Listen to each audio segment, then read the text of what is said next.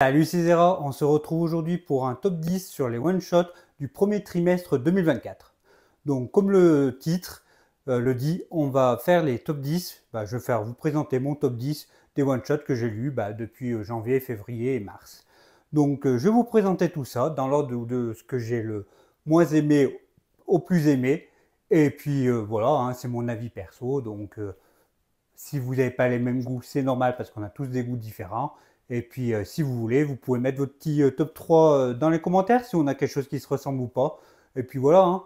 Donc, sans plus attendre, on va commencer par le numéro 10.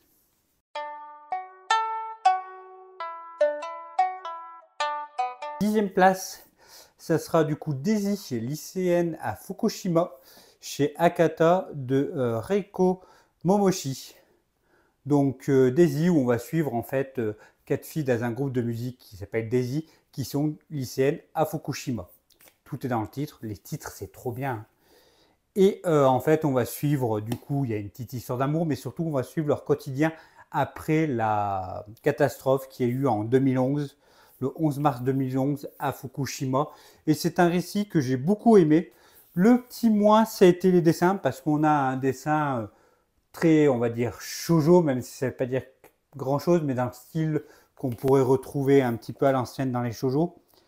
Mais sinon, j'ai beaucoup aimé, c'est surtout le récit, le scénario, ce qu'il racontait. On a vraiment quelque chose de sympathique au niveau scénario. Donc voilà pour le numéro 10.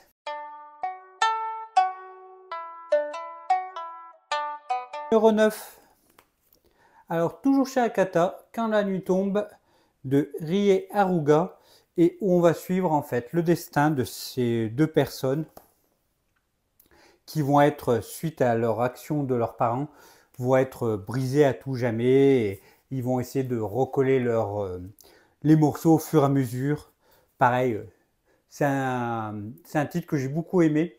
Le dessin est sympathique aussi. On a vraiment un dessin qui est assez sympathique.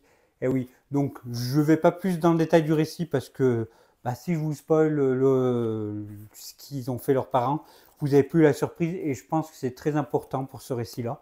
Donc je vous en dis pas plus, mais le 9e était super bien.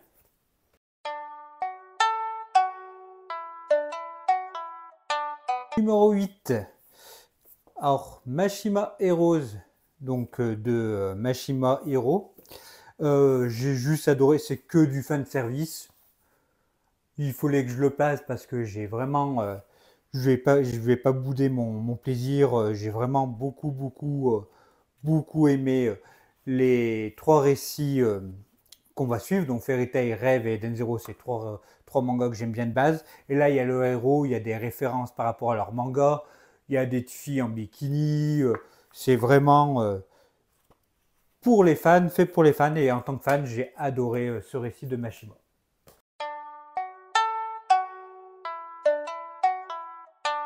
Numéro 7, Clown Doctor, chez Nazca de Feng Shui et Cory, où on va suivre en fait deux personnes qui vont essayer de devenir en fait clown d'hôpital.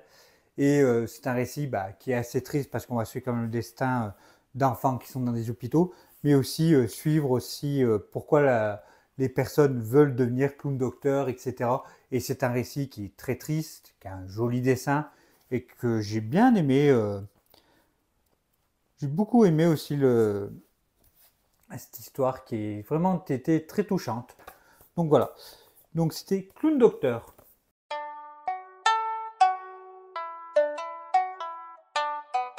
En 6e position, encore du Akata avec Takashi Murakami, et c'est le chien qui voulait voir le sud. Seulement 6e parce que en fait j'ai moins eu la surprise qu'un autre titre, mais j'ai adoré que ce soit le dessin ou l'histoire. On va suivre l'histoire d'un chien qui va tout le temps regarder le sud. On ne sait pas trop pourquoi il regarde dans cette position, dans cette direction. Et en fait, il va être pris, vu que les gens aiment bien les chiens, il va être pris en tant que passager, en voiture, etc. Il va rencontrer des personnes et on va suivre au fur et à mesure les personnes qu'il rencontre. que ce soit des personnes, là on a une personne âgée, une jeune femme, on va suivre aussi un jeune homme, plein d'histoires autour de ce chien qui est vraiment très très touchante et c'est pour ça qu'il est à la 6e place.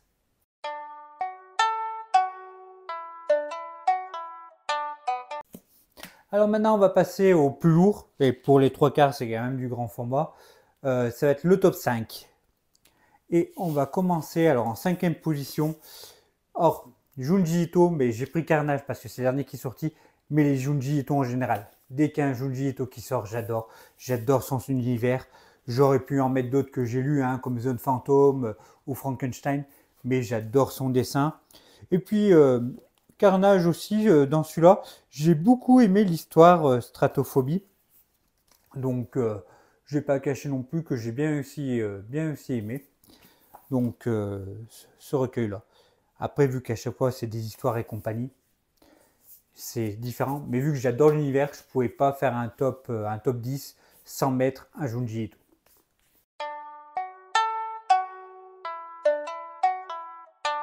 Le numéro 4 est appelé, et c'est Love Letter Popoya chez Mangetsu.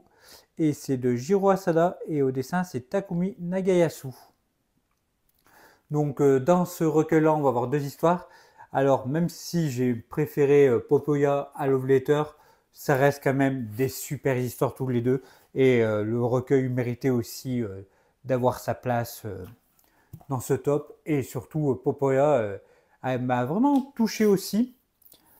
Moins que ce que j'aurais pensé, j'en attendais peut-être un petit peu trop, mais j'ai beaucoup adoré. Alors là, je vous les montre un petit peu les dessins et tout, mais on a quelque chose, dessin très bien dessiné, histoire touchante. Et Popoya, donc la première histoire, on va suivre la retraite d'un cheminot. Et pour Love Letter, on va suivre en fait une racaille qui va du coup retrouver une fille qu'il avait épousée pour des papiers. Et pareil, je vous en dis pas trop parce que vous n'aurez pas la surprise et après vous risquerez peut-être d'être déçu, un peu comme moi, de en avoir trop su sur l'œuvre. Donc voilà.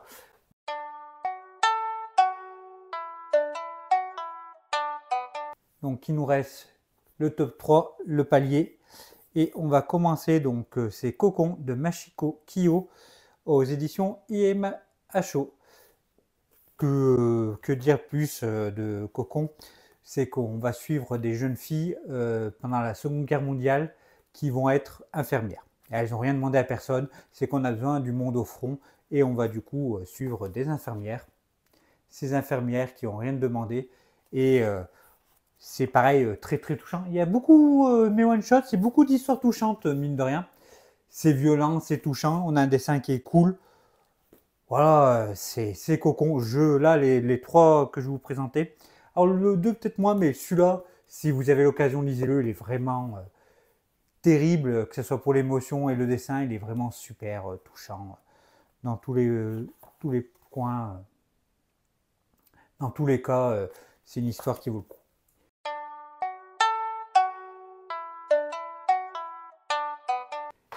Le numéro 2, Maladroit de naissance de Yaro Abe. Pourquoi Yaro Abe, déjà j'adore le mangaka, et pourquoi je disais peut-être parce que je pense que ça c'est plus du ressenti vu que c'est du tranche de vie, et que je me suis quand même beaucoup retrouvé avec le héros qui est le mangaka, hein, c'est un récit autobiographique. Donc on va suivre sa jeunesse et un peu maladroit, qu'on aime pour ce côté maladroit, mine de rien. Et le dessin, j'aime beaucoup, moi, cette patte de dessin, mine de rien, de la cantine de minuit. Au début, j'avais un peu du mal, et maintenant, j'adore. Et voilà, on suit ces petites aventures. C'est pareil, vu que c'est l'autobiographie, c'est plusieurs petites histoires. C'est un peu comme si vous connaissez peut-être Sacré Mamie ou des choses comme ça. C'est le garçon où il doit aller au sport et compagnie. Mais c'est surtout, en fait, le ressenti qu'on a par rapport à l'auteur qui compte en fait avec cette œuvre-là. Et moi j'ai beaucoup aimé parce que je comprenais beaucoup ce qu'il pouvait ressentir. Voilà pour le tome 2.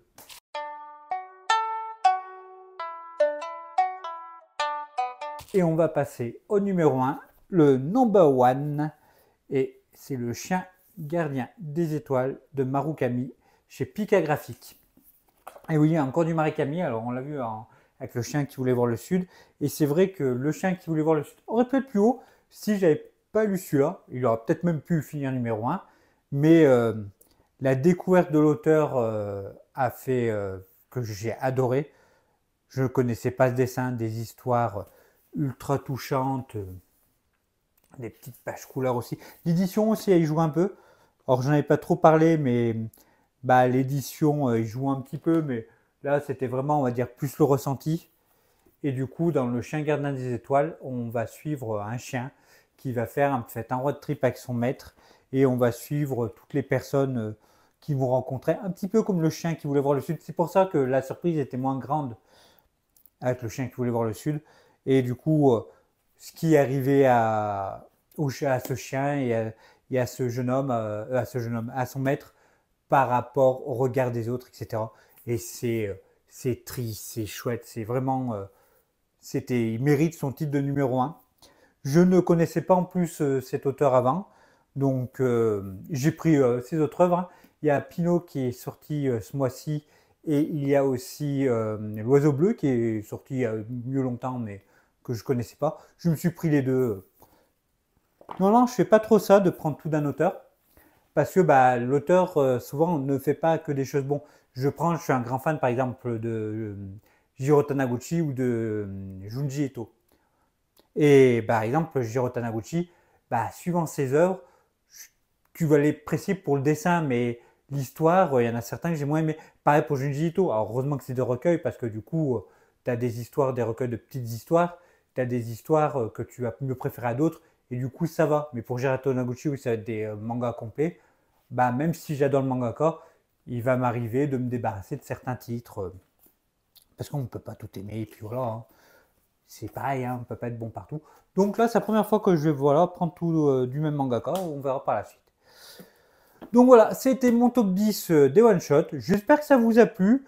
N'hésitez pas à marquer aussi votre au moins top 3, parce qu'après ça risque d'être plus long. Si vous avez d'autres titres aussi à recommander, etc., pourquoi pas, hein. C'est fait pour ça, les commentaires, donc n'hésitez pas. Alors la prochaine vidéo va être sur l'art, des mangas par rapport à l'art. Donc je ne vais pas parler de l'art du manga, parce que le lundi qui va suivre, ça va être la journée de l'art. Donc je voulais faire une autre vidéo top, mais elle attendra au samedi d'après. Comme ça, ça évite de faire top, top, top, top, top. On varie un petit peu les plaisirs. Et puis voilà, ça sera déjà pas trop mal. Donc voilà, on va se retrouver du coup à mercredi pour la vidéo sur l'art. La bise!